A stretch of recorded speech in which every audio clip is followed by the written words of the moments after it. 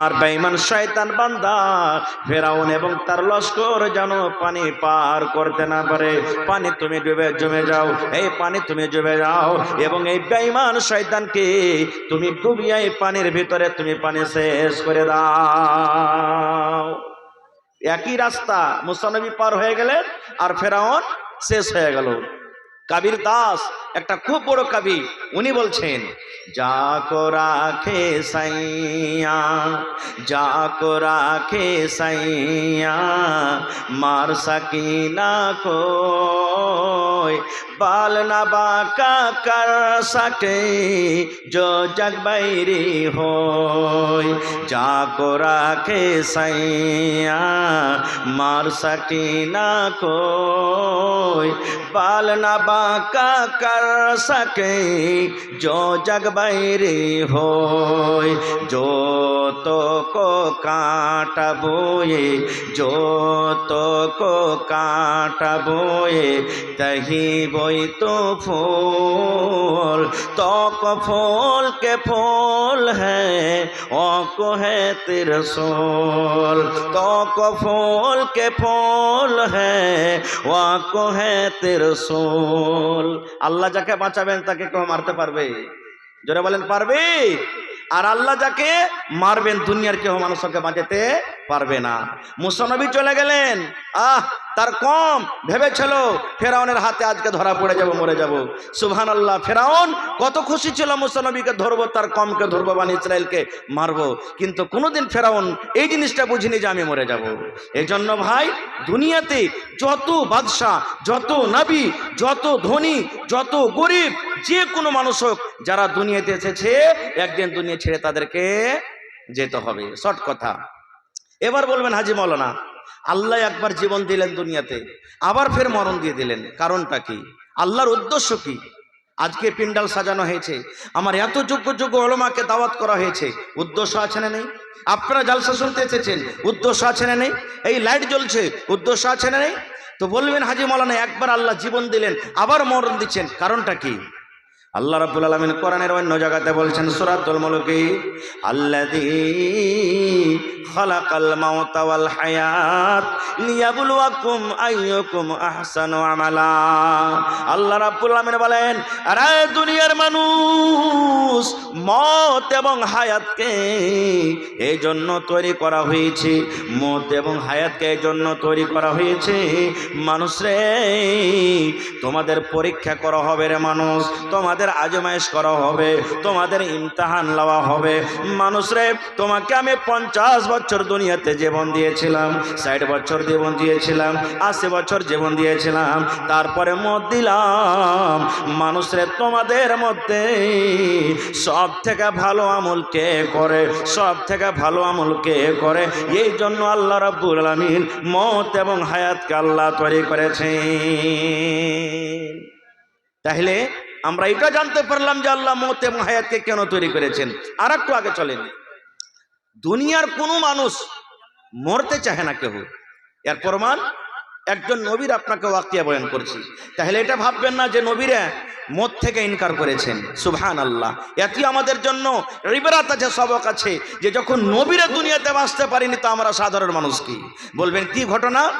মুসা আলাইহিস সালামের নাম আপনারা শুনেছেন, যে মুসার কথা এখনই বলছিলাম। যখন নবীদের জান কবজ হয়, নবীদের রূহ কবজ হবে, আমাদের মতন আসবে না ডাইরেক্ট। আল্লাহ তাআলা তাকে পারমিশনের প্রথমে ইজাজত দিবেন, আসবেন, নবীদের কাছে ইজাজত লওয়া হবে, আর আমাদের কাছে ডাইরেক্ট আসবেন। মুসা নবীর কাছে এলেন কে? মালাকুল মউত। সহিহ বুখারী শরীফের হাদিস। মালাকুল মউত এলেন, মুসা নবী বলছেন, কি খবর, কি কথা? এবার বন্ধুরে, মালাকুল মউত, যাকে আমরা আজরাইল ফেরেশতা বলি, হাদিসে তাকে মালাকুল মউত বলা হয়েছে। এবার মালাকুল মউত বললেন, আয় আল্লাহর নবী মুসা, আল্লাহ রাব্বুল আমিনের আদেশ হয়েছে, আপনার জান কবজ করার জন্য এসেছি, আপনার রূহখানা কবজ করার জন্য এসেছি। হে মুসা নবী, আপনার দুনিয়ার জীবন শেষ হয়ে গেছে, দুনিয়ার সময় শেষ হয়ে গেছে, দুনিয়ার বয়স শেষ হয়েছে। আল্লাহ রাব্বুল আমিনের আদেশ, আপনার জান কবজ করার জন্য এসেছি। যখন মুসা নবী কথাটা শুনলেন, আল্লাহ রাসূল সাল্লাল্লাহু আলাইহি ওয়াসাল্লাম বলেছেন মুসা নবী একটা চড় কিংবা একটা ফাইট কিংবা একটা ঘুষা, ঘুষা বুঝেন না, ঘুষা বুঝেন, কিংবা চড় কিংবা ফাইট কোন একটা মনে করলেন, একটা চোখের কিংবা ঘুষা দিয়ে দিলেন, মালাকুল মউত আজরাইল ফেরেশতার চোখ কানা হয়ে গেল। যেমন মুসা নবী শুনলেন যে আমার জান কবজ করতে এসেছে, মুসা নবীকে একটা এরকম ভাবে ঘুষা মারলেন, চোখ কানা হয়ে গেল।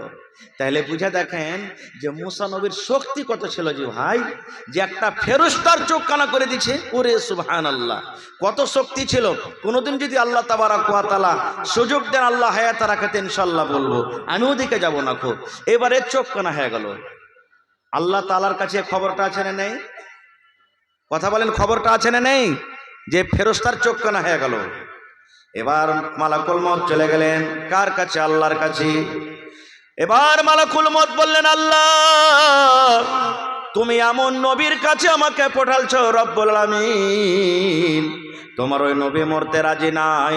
মতের কথা শুনে আল্লাহ জি, মতের খবর পেয়ে আল্লাহ আমাকে এমন জোরে একটা চড় কিংবা ফাইট মেরেছে, এমন ঘোষা দিয়েছি, আল্লাহ দেখো আমার চোখ জখম হয়ে গেছে।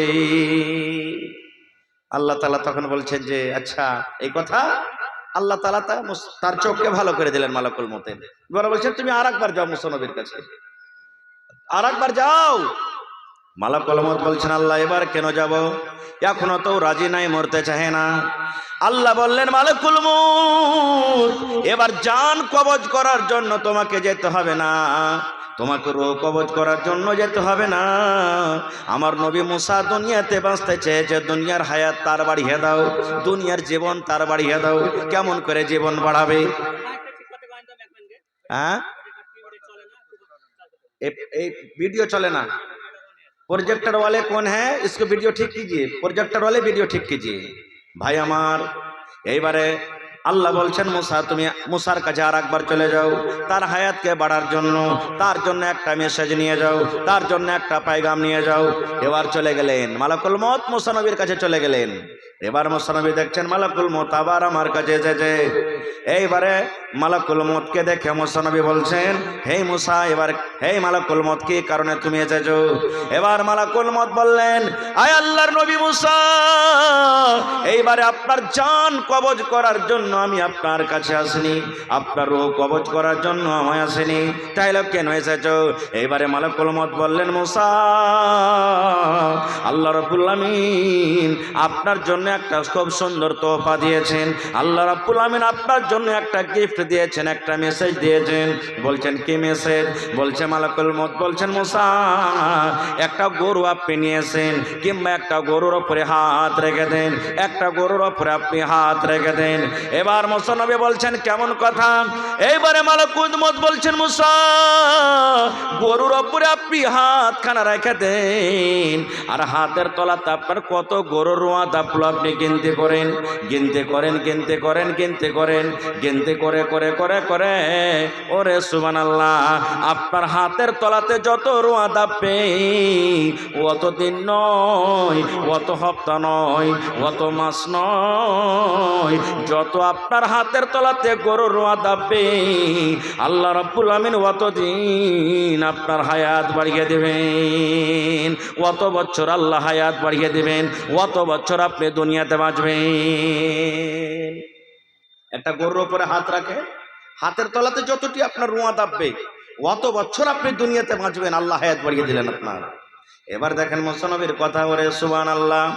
মুসা নবী তখন কথাটা শোনার পর আজকে যদি আমরা মুসলমান হইতাম বা এই জামানার যদি আমরা মানুষ হইতাম কত খুশি আমরা হইতাম। আহারে আমাদের হায়াতকে আল্লাহ কত বাড়িয়ে দিলেন, আজকে আমরা খুশিতে আটখানা হয়ে যেতাম। এই কথাটা যখন মুসা নবী শুনলেন, এইবারে মুসা নবী বলছেন মালাকুল মউত আর একটা কথা তুমি জানিয়ে দাও। ধরো আমি গরুর উপরে হাত রেখে দিলাম, গরুর উপরে হাত রাখার পর আমার হাতের তলাতে যত রোয়া দাবলো। ওরে সুবহানাল্লাহ, এবার আমি অত বছর দুনিয়াতে বাঁচলাম, আমি অত বছর দুনিয়াতে বাঁচার পর যখন আমার ওই সময়টা শেষ হয়ে গেল, ওই টাইমটাও আমার যখন শেষ হয়ে গেল, কতদিন থাকার জিন্দেগিও আমার শেষ হয়ে গেল, তখন আমার সাথে কি হবে একটু তুমি দয়া করে বলো।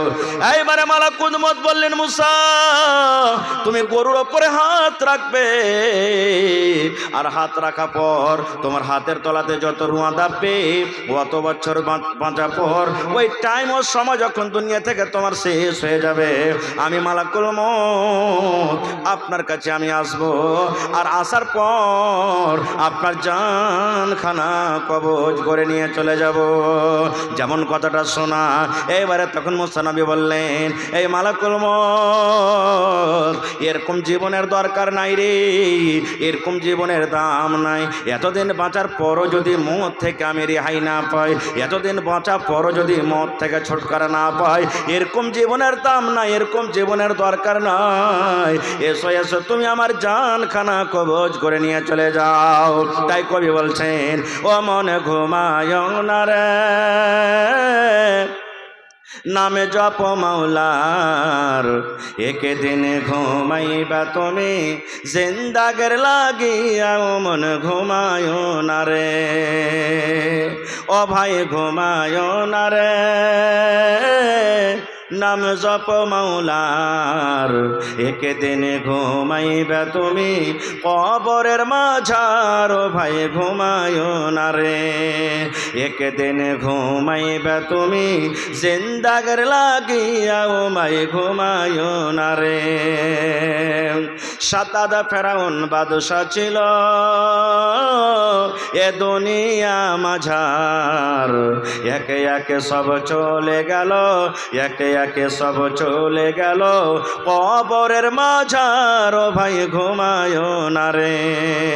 আল্লাহর যত নবী এলেন এ দুনিয়া মাঝার, আল্লাহর যত রাসূল এলেন এ দুনিয়া মাঝার, একে একে সব চলে গেলেন, একে একে সব চলে গেলেন কবরের মাঝার, ও ভাই ঘুমায় না রে।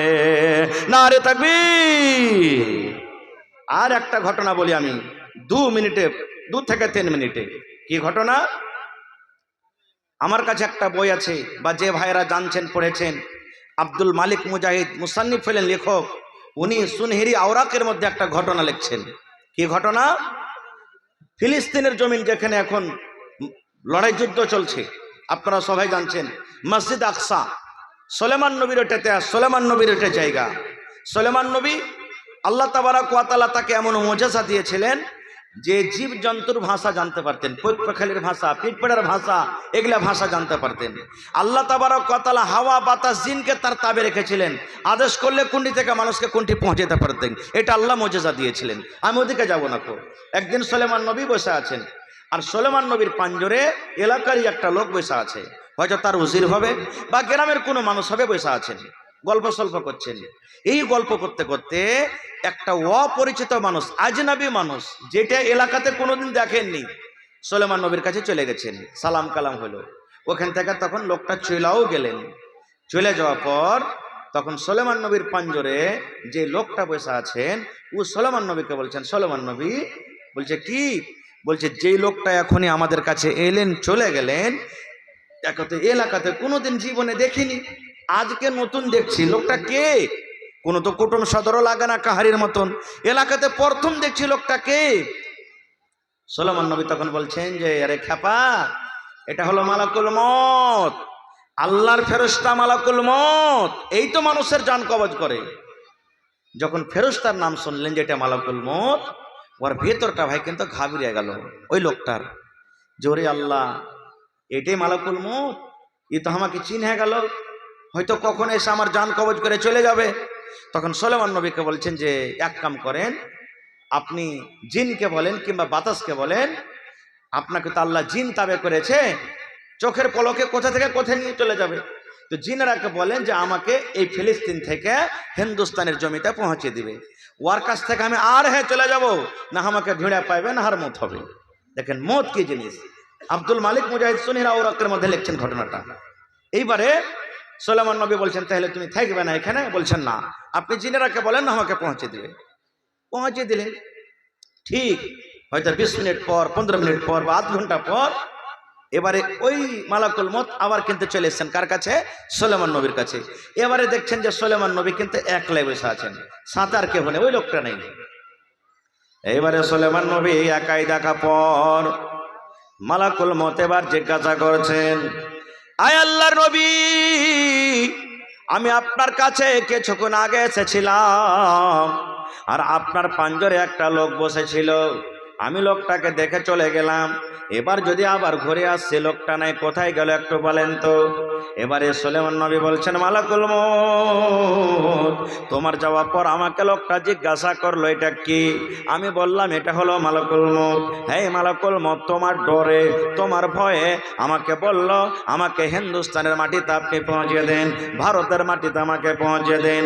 আমি জিনেরাকে আদেশ করলাম, এখন লোকটা হিন্দুস্তানের জমিনে চলে গেছে। এইবারে মালাকুল মউত বলছেন, এই সুলাইমান নবী, আল্লাহ রাব্বুল আমিন আমাকে আদেশ করেছেন, হে মালাকুল মউত, ওই ফিলিস্তিনের মাটিতে আমার নবী সুলাইমানের প্রাণরে যে লোকটা বসে আছে রে, ওর জীবনে মাত্র 8 ঘন্টা সময় আছে, কিংবা হয়তো 20 মিনিট সময় আছে, কিংবা 25 মিনিট সময় আছে, আর এই লোকটার জান তোমাকে কবজ করতে হবে হিন্দুস্তানের মাটিতে। আমি ভাবা চিন্তাতে পড়ে গেলাম, আল্লাহ জি, হিন্দুস্তান থেকে ফিলিস্তিনের মাটি 2 মাস 4 মাস 6 মাসের রাস্তা, কেমন করে আল্লাহ লোকটা যাবে? আর সময় তো মাত্র 8 ঘন্টা তার হায়াতে আছি, জীবন মাত্র 8 ঘন্টা বেঁচে আছে, কেমন করে এই আল্লাহ কেমন করে হবে? এবার বলছেন সুলাইমান নবী, ওই লোকটার জান কবজ করে আমি ভারত থেকে দেখার জন্য শুধু আপনার কাছে এসেছি। আমি যার জান কবজ করলাম ওইটাই লোক, কিংবা যার জান কবজ করলাম ওইটা অন্য লোক। আল্লাহর কোরআন তাই বলছেন, আইনামা তাকুনু ইদরিকুমুল মাউত ওয়ালাউ কুনতুম ফি বুরুজিন মুশাইয়াদা। আল্লাহ বলছেন দুনিয়ার মানুষরে, আইনামা তাকুন, দুনিয়ার যে কোনো কোণাতে তুমি থাকো না কেন, কিংবা পালিয়ে যাও কেন, তুমি জমিনের ভিতরে থাকো না কেন, চাঁদের উপরে চলে যাও না কেন, আসমানের উপরে তুমি চলে যাও না কেন, পানির ভিতরে তুমি ঘর বানিয়ে থাকো না কেন, আল্লাহর কোরআন বলেন যে কোনো তুমি জায়গাতে চলে যাও না কেন, দুনিয়ার মানুষরে মত তোমার কাছে যাবে, সময় হইতে গেলে মত তোমার কাছে পৌঁছবে, মত থেকে তুমি ছুটকারা পারবে না। না পাবেন? মত থেকে ছুটকারা পাওয়া যাবে? কেউ মানুষ বাঁচতে পারবে না মত থেকে। দুনিয়ার যে কোনো বড় বড় মোটা মোটা কেলা বানিয়ে যদি থাকে রাজা বাদশাহকে মতন, তাও মত যাবে, মত থেকে পাবে না। খুব আমি কিছুদিন আগে যখন আমি জামিয়া সালফিয়া আব্দুল্লাহপুর ঝাড়খণ্ডে পড়ি, তখন ওখানে মাসে মাসে একটা পত্রিকা আসতো নূর, প্রত্যেক মাসে মাসে আসতো। ওই নূর কিতাবে একটা ঘটনা লেখা হয়েছিল যে গোটা দিন দুনিয়ার মধ্যে সুপার পাওয়ার কি আমেরিকা, আমরা জানছি সবাই। ওখানকার যারা বৈজ্ঞানিক ডক্টর বড় বড়, একটা মারিজের ব্যাপারে লেখা হয়েছে যে এই পেশেন্ট আর বেশিক্ষণ বাঁচবে না। যেমন এখন দুনিয়াতে দেখবেন মেলা ডাক্তার বলে দিয়েছেন 5 মিনিট সময় আছে, 10 মিনিট সময় আছে, 1 ঘন্টা পর আছে, যা খাইবে খাইয়া দাও 2 ঘন্টা পর মরবে, এরকম বলে না? বলে না? বলে দেয়। ওর কাছে আছে জ্ঞান বুদ্ধি, এগুলা মেলায় কথা লাগবে বোঝার জন্য। তো ভাই আমি ওদিকে যাব না, ওরা বলে দেয়। এরকমই একটা লোক মারা যাবে, ওখানকার ডাক্তাররা বললেন যে এর সময় শেষ আছে, শেষ হয়ে যাবে এখন। তখন ওরা মালাকুল মউতকে ধরার জন্য বা দেখার জন্য কি করলো, লোকটাকে সুন্দর করে সিসাতে প্যাক করলো, সুন্দর করে। আর বড় বড় মেশিন, বড় বড় যন্ত্রণী, আর বড় বড় বৈজ্ঞানিক চারিদিকে সিসার পাঞ্জরে বাক্সর আগা দিকে করে বসে গেল যে মালাকুল মউত কখন আসবে আর কিভাবে আসবে আমরা ধরবো আর তাকে দেখবো। ওরে সুবহানাল্লাহ, তারা বসে আছে আল্লাহ রাব্বুল আমিনের দয়া, আল্লাহ রাব্বুল আমিনের পাওয়ার দেখেন। কোন টাইমে মালাকুল মউত জান কবজ করে তার নিয়ে চলে গেলেন। বড় বড় বৈজ্ঞানিক, বড় বড় ডাক্তার তারা বসে থেকে গেলেন। মালাকুল মউতকে ধরা দূরের কথা, মালাকুল মউতকে নজর পর্যন্ত আনতে পারলো না, জান কবজ করে নিয়ে চলে গেছেন। ভাই মুসলমান, এই জন্য মালাকুল মউতকে না দেখার জিনিস না আমরা দেখতে পাবো। পাবে কি? হাদিসে এসেছে যখন মরবে, যে লোকটা মরবে ওই টাইমে যদি নেককার হয়, যেমন আজকে আপনারা জালসা শুনছেন বসে বসে, হাদিসে এসেছে যদি মরার টাইমে যদি মারনেওয়ালা নর হোক কিংবা নারী হোক যদি নেককার হয়, তাহলে ওর সামনে জান্নাতের ফেরেশতারা থাকবেন, যতদূর তার নজর যাবে। আর মরনেওয়ালা যদি গুনাহগার পাপী হয় তাহলে ওর ফেরেশতার জাহান্নামের ফেরেশতা থাকবে। আর মালাকুল মউত এসে নেককার মানুষ যদি হয় তাকে বলবে, হে ভালো নাফস, এই পাকরু, এসো তুমি দেহ ছেড়ে দাও, এসো তুমি এসো। আর যদি গুনাহগার পাপী হয় ওই জানখানটা কিন্তু লুকিয়ে বেড়াবে, বের হবে না কো, ওর বুকের পরে চেপে চড়ে ও জানখানটাকে তখন বের করবে। তাই কবি বলছেন, দয়াল আল্লাহ গো তুমি আমায় রহম করো না, তুমি রহমান, তুমি রহিম, তুমি মেহেরবান, দয়াল আল্লাহ গো তুমি আমায় রহম করো না। মতের যখন অর্ডার হবে আজরাইল ফেরেশতা বুকে বসিবে, বুক ফাটিবে মুখ ফুটবে না, তুমি আমায় রহম করো না। নারে তাকবীর। ভাই শেষ কথা, দুনিয়া একদিন এসেছি, দুনিয়া থেকে একদিন যেতে হবে। তবে দুনিয়াতে এসেছি সুবহানাল্লাহ আল্লাহর আদেশে, আর দুনিয়া থেকে যাব আল্লাহর আদেশে। পার্থক্য কি? দুনিয়াতে আছে আজাদ, দুনিয়াতে যা মনে হলো তাই করলাম, আর আল্লাহ তাবারক ওয়া তাআলা মরার পরে এই দুনিয়ার হিসাবটা আমাদের কিন্তু নেবে। আর পরীক্ষাতে যদি পাস না করতে পারি তাহলে শাস্তি কিন্তু চালু হয়ে যাবে। ভাইরে, তাহলে মওতের আগে মওতের তৈয়ারি করে আমাদেরকে যেতে হবে। আল্লাহর একজন সাহাবী হযরত আবু হুরায়রা রাদিয়াল্লাহু তাআলা আনহু পুরুষের মধ্যে সব থেকে বেশি হাদিস মুখস্থ করেছেন, ওর সমান হাদিস কেউ মুখস্থ করেনি। ওই আবু হুরায়রা যখন মরছেন তো কাঁদছেন, চোখ দিয়ে পানি ঝরছে। আশেপাশেকার লোকেরা বলছেন, আবু হুরায়রা কি ব্যাপার, আপনি কাঁদছেন কেন? মতের ডরে, মতের ভয়ে কাঁদছেন? বলছে, না রে বন্ধুরা না, আমি এই জন্য কাঁদছি যে আমার কাছে নেকি অল্প, আমার কাছে নেকি কম, আর আমার আখিরাতের সাফার খুব লম্বা, আমি এত বড় সাফারটা কিভাবে কাটবো, এই জন্য আমি কাঁদছি। ওরে সুবহানাল্লাহ, একজন সাহাবী যারকে কোরআনে যার ব্যাপারে বলেছেন রাদিয়াল্লাহু আনহু ওয়া রাযু আনহু, এত নেককার সাহাবী যার কোরআনে জিকির আছে, এরকম সাহাবীরা এই মতো কথা বলেছেন। তো আমরা কি ভাই, ভাইরে, তাহলে আখিরাতকে মনে করি, আখিরাতের প্রতি বিশ্বাস করে, মওতকে ডরিয়ে ভয় করে, মওত আসার আগে আগে মওতের তৈয়ারি করতে হবে। তবে দেখি আজকে আমার কোনো ভাই, কোনো মা, কোনো দাদি, কোনো খালা আছেন 50,000 টাকা মাদ্রাসার জন্য একটা লোক দিতে পারবেন? গত রাত্রে আমার জালসা ছিল তেলিয়াবাদে, আমি আবদার করলাম কোন আল্লাহর বান্দা আছেন একটা লোক 50,000 টাকা দান করবেন। একটা লোক চট করে বলছেন, মাওলানা আমি 50,000 টাকা দান করে দিলাম। সুবহানাল্লাহ। তা আজকে দেখি কোনো আমার খালা, বোন, দাদি, নানি আছেন 50,000 টাকা একটা লোক দিতে পারবেন, একটা লোক 25,000 টাকা দিতে পারবেন, 5টা লোক 10,000 করে দিবেন, 10টা লোক 5,000 করে দিবেন।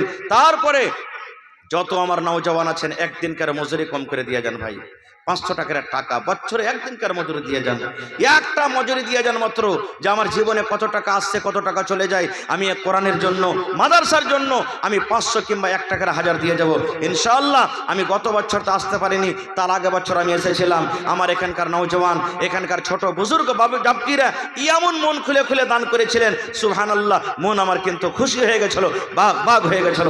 আজকে আমি সেই দিন, সেই সময়টা আমি দেখতে চাই। আমার মায়েরা খালারাকে ধন্যবাদ জানাই, যে মায়েরা খালারও সেই দিন গহনা থেকে নিয়ে, কাঁসার বাদনা থেকে নিয়ে, গিলাস থেকে নিয়ে, এবং মনে হয় সেই বছরে 3টা কিংবা 2টা বকরিও পাওয়া গেছিল।